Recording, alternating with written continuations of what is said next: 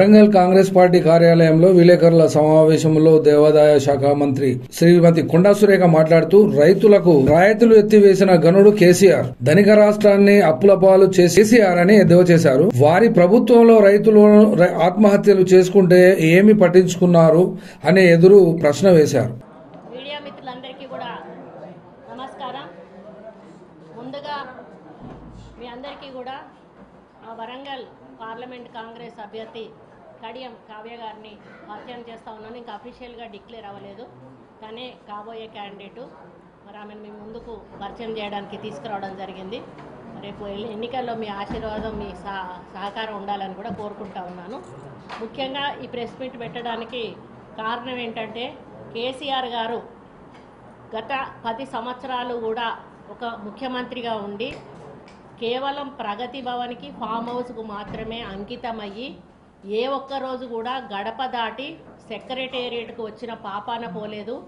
ఎమ్మెల్యేలను, మంత్రులను కూడా కలిసి కనీసం అవసరం ఉన్నటువంటి ఫైళ్ళ సంతకాలు, అర్జెంట్ ఉన్నటువంటి ఫైళ్ళ సంతకాలు కూడా పెట్టనటువంటి కేసీఆర్ గారు మరి గెలిచిన తర్వాత, కాంగ్రెస్ పార్టీ గెలిచిన తర్వాత 2 సార్లు అసెంబ్లీ అయినా కూడా ప్రజల సమస్యల మీద స్పందించడానికి కనీసం అసెంబ్లీకి కూడా రానటువంటి కేసీఆర్ పోనీ అసెంబ్లీలో జరిగినటువంటి విషయాల మీద కూడా స్పందించినటువంటి కేసీఆర్ ఈరోజు మళ్ళీ ఎంపీ ఎలక్షన్స్ వచ్చాయి, ఎంపీ నోటిఫికేషన్ రాబోతా ఉంది, ఎలక్షన్ల నోటిఫికేషన్ అని తెలియంగానే మళ్ళీ డ్రామా స్టార్ట్ చేసి బయటకు వచ్చి ప్రజల మీద ప్రేమ ఉన్నట్టు ప్రజల మధ్యలోకి వెళ్ళి మరి ప్రజల సమస్యలను తెలుసుకుంటున్నట్టుగా నటిస్తున్నటువంటి మరి కేసీఆర్కు వ్యతిరేకంగా మరి ఈరోజు ఈ ప్రెస్ మీట్ పెట్టడం జరిగింది.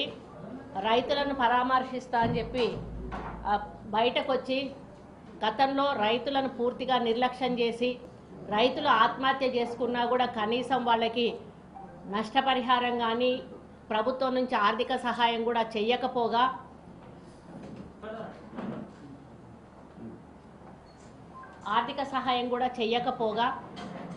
వేరే రాష్ట్రాల్లో రైతులు చనిపోతే అక్కడికి వెళ్ళి మరి ఆయన చెక్కులు ఇచ్చినటువంటి సందర్భాన్ని మనం చూడడం జరిగింది. మరి ఇప్పుడు అధికారం కోల్పోయిన అసహనంతో ఉన్నటువంటి కేసీఆర్, కేటీఆర్ మళ్ళీ కొత్త నాటకాలు స్టార్ట్ చేసి ఎంపీ ఎలక్షన్లలో టీఆర్ఎస్ అభ్యర్థులను గెలిపించుకునేటువంటి ప్రయత్నానికి ఈరోజు డ్రామాలు ఆడుతూ ఉన్నారు. మరి కాంగ్రెస్ ప్రభుత్వం డిసెంబర్ 7న అధికారంలోకి వచ్చింది అంటే ఈ రోజుకి 117 రోజులు. 100 రోజుల్లోనే కాంగ్రెస్ పార్టీ 5 గ్యారంటీలను కూడా అమలు చేసి చూపించిన విషయాన్ని ఈ సందర్భంగా మీ దృష్టికి తీసుకొస్తా ఉన్నాను.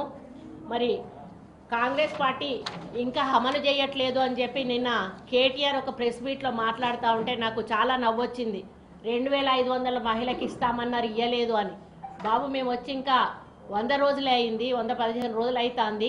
మరి 5 ఏళ్ల కాలంలో మీరు 3000 రూపాయలు ఏదైతే నిరుద్యోగ భృతి ఇస్తామన్నారో, మరి దళితులకు 3 ఎకరాల భూమి ఇస్తామన్నారు, డబుల్ బెడ్రూమ్ ఇల్లు ఇస్తామన్నారు, ఈ విధంగా చెప్పుకుంటూ పోతే చాలా హామీలను మీరు 10 సంవత్సరాలు కూడా నెరవేర్చకుండా పోయినటువంటి విషయాన్ని మీరు మర్చిపోయారని చెప్పి కేటీఆర్ గారిని నేను ప్రశ్నిస్తూ ఉన్నాను.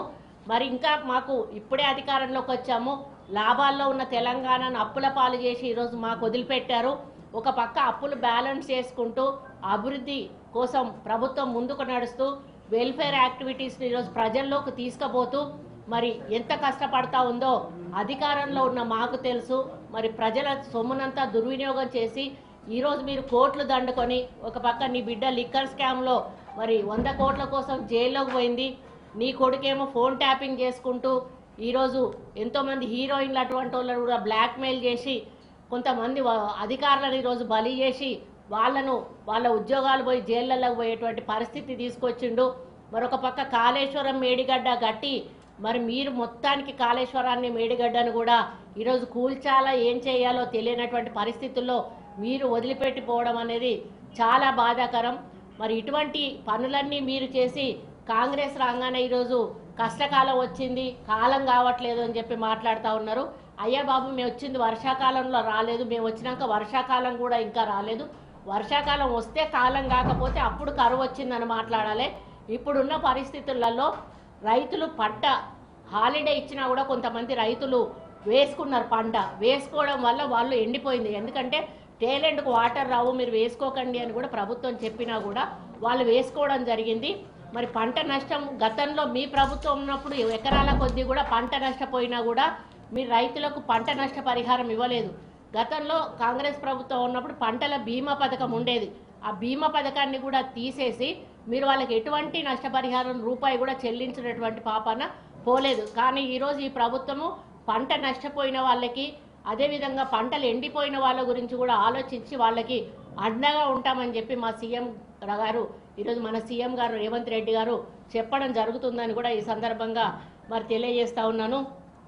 9.5 సంవత్సరాల్లో మీరు చేసిందంతా కూడా మోసపూరితమైన పాలన, మభ్యపెట్టి ప్రజలను మరి మీరేమో చేస్తున్నామని కలరింగించుకుంటూ కేవలం మీ 4 కుటుంబ సభ్యులు మాత్రం బాగుపడి మరి ఈరోజు తెలంగాణను నష్టాల ఊబిలో కూరుకుపోవడమే కాకుండా ప్రజల సొమ్మంతా కూడా దుర్వినియోగం చేసినటువంటి చరిత్ర, మరి కుంభకోణాల్లో కూరుకుపోయినటువంటి చరిత్ర మీ ప్రభుత్వాన్ని.